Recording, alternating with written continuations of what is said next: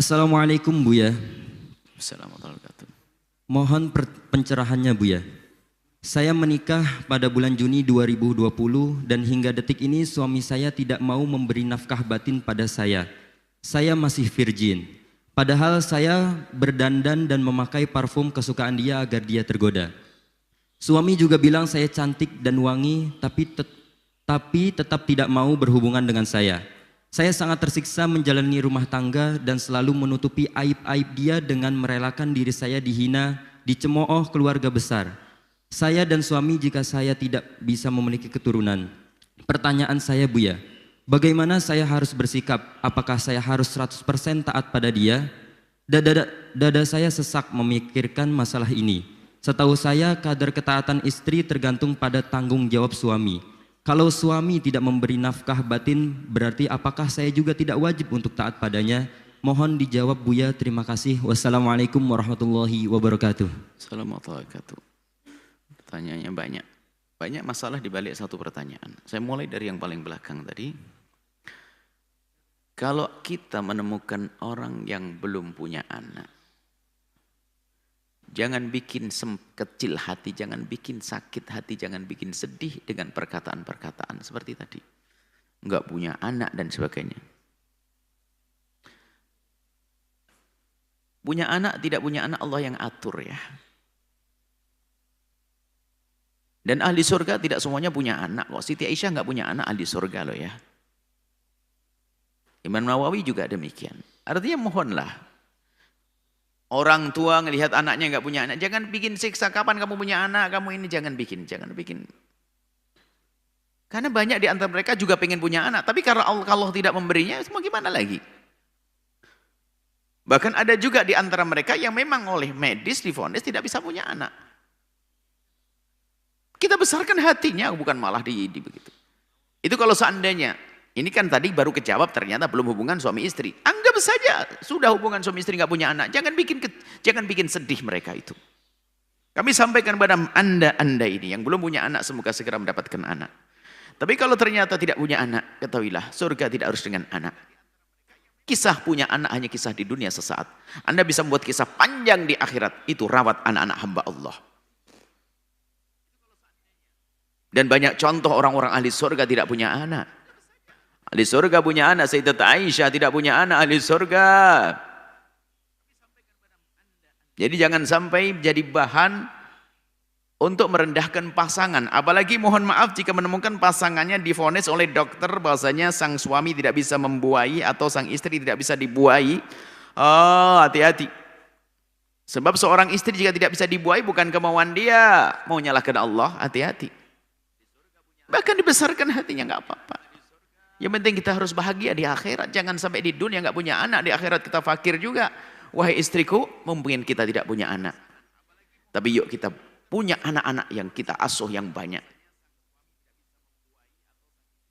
Kita bisa mendidik, kita bisa membangun pondok, kita bisa bantu pesantren kita ini. Mengalir semua pahalanya. Itu yang perlu kami tekankan dari pertanyaan ini. Karena kadang sebagian orang itu, suami istri kadang-kadang, atau istri menemukan suaminya tidak punya, atau tidak bisa membuahi, lalu punya ulah dan sebagainya. Sudah tidak indah di dunia, kenapa harus juga tidak indah di akhirat? Di dunia indah dengan terima apa yang Allah berlakukan kepadanya. Baik, kemudian dengan pertanyaannya bahwa suaminya tidak pernah menggaulinya sama sekali biarpun sang istri sudah berdandan dan menggoda dan berusaha. Nasihat kami kepada kaum pria, jika Anda masih normal dan sehat, tidak diperkenankan yang semacam itu. Memberi nafkah batin adalah sebuah keharusan. Dan di antara pernikahan adalah ada hal yang harus dilewati, harus dilaksanakan masalah hal yang semacam ini. Biarpun tujuannya bukan itu. Tapi itu adalah hal yang amat penting dalam hidup. Bahkan sebagian mengatakan itu termasuk tujuan. Hubungan suami istri dan sebagainya. Nah, jika Anda sebagai seorang suami kok ternyata tidak bisa, mohon maaf, tidak bisa melayani sang istri, maka sekarang kita kembali kepada istri. Kepada suami hendaknya semua memenuhi kewajiban-kewajiban semacam ini. Bukan saja urusan zahir batin, kadang lebih penting kadang.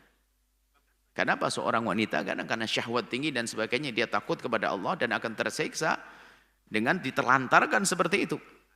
Baik, kemudian di sisi wanitanya.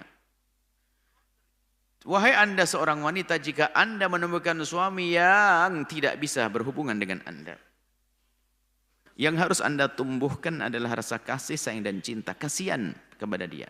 Kita harus tanya, apa sih sebabnya? Banyak sebab. Sebab yang paling ringan dan bukan dosa adalah mungkin dia termasuk orang yang tidak bisa melakukan hubungan suami istri. Atau sering disebut dengan impotensi dan yang lainnya. Mungkin sekali. Dan sebab impotensi bisa saja karena masalah psikologi dan yang lainnya. Maka seorang istri membantu dia. Maka sang suami harus, yang punya masalah ini, seorang suami, itu harus bersemangat dong. Kalau memang urusannya urusan medis, pergi dong ke dokter berobat. Jangan membiarkan begitu saja. Istri Anda manusia normal. Kalau Andanya sakit, istri Anda tidak boleh harus sakit seperti Anda. Anda berusaha dong. Jika urusannya medis, medis. Urusannya psikologi kepada psikolog. Karena bisa jadi ini. Yang penting harus Anda berobat. Didampingi istri berobat. Dan Anda terus terang, jangan biarkan terlantar begitu saja. Harus terus terang supaya sama-sama menolong. Sebab yang kedua adalah karena mohon maaf karena lain kelainan, punya pergaulan yang salah. Mohon maaf ada seorang laki-laki memang tidak bisa dengan perempuan karena sudah biasa dengan laki-laki, naudzubillah. Itu perlu proses juga, urusannya dengan psikolog juga bisa jadi. Meningkatkan rasa takut kepada Allah karena yang namanya syahwat itu berkala. Kalau seandainya seorang laki-laki yang biasa melampiaskan syahwat dengan laki-laki, dosa besar, akan tapi kalau dia ingin sembuh dia harus menahan. Dia yakin itu haram dan tidak mau berurusan dengan laki-laki, maka di saat dengan perempuan akan bisa pada akhirnya nanti. Kuncinya adalah keimanan. Dikuatkan keimanan. Dan jangan beralasan, oh saya nggak bisa. Oh itu namanya orang tidak bisa menjaga. Keimanannya keropos. Artinya bukan setiap Anda syahwat Anda penuhi.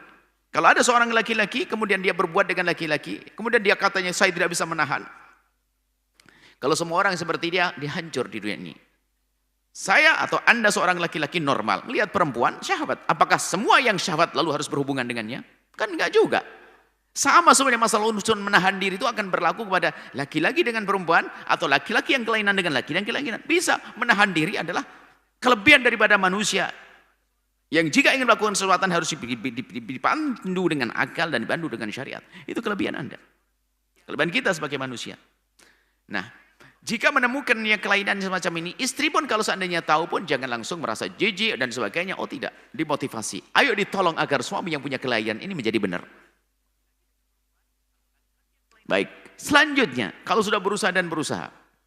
Kalau sang istri tidak mampu, takut melakukan zina, ada jalan berpisah. Wong laki-lakinya tidak menghendaki istrinya kok. Jangan dipaksain, wanitanya normal. Maka perpisahan di saat seperti itu sudah tidak dosa lagi. Karena apa? Anda punya kebutuhan khusus yang tidak bisa diwakilkan kepada siapapun. Kecuali suami yang menjalankannya. Dan suami tidak berfungsi dalam hal ini. Tentunya perpisahan dengan yang baik. Bukan sambil menghujat, bukan sambil membongkar aib. Berpisah baik-baik saja selesai.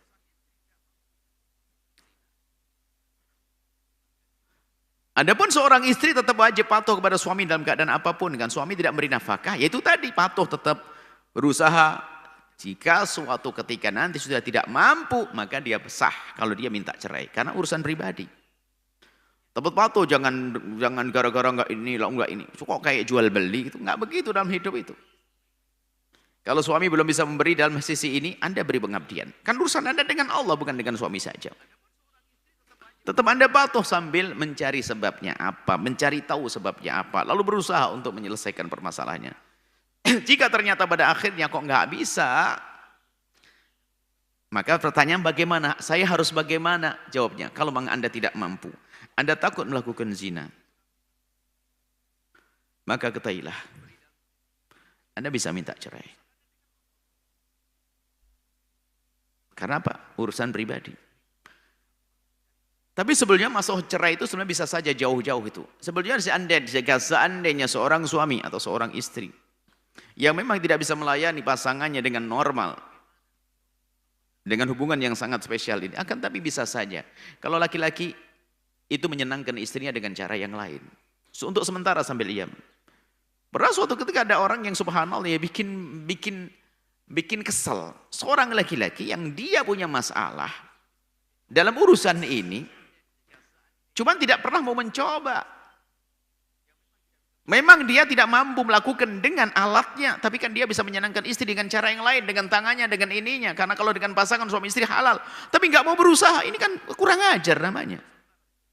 Berani ngambil anaknya orang, tapi tidak pernah dipenuhi dari sisi ini, nggak dibenarkan ini. Sambil dia berusaha untuk berobat, begitu dong.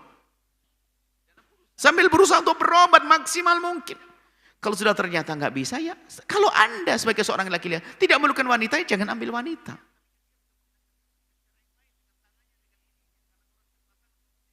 Kalau Anda memerlukan, wah saya kan harus punya status di dunia ini, masa status saya seorang nggak punya, ya sudah, cari wanita yang tidak menghendaki hubungan suami istri. Hanya sekedar status saja. Jangan orang yang punya hajat pribadi lalu tidak terpenuhi.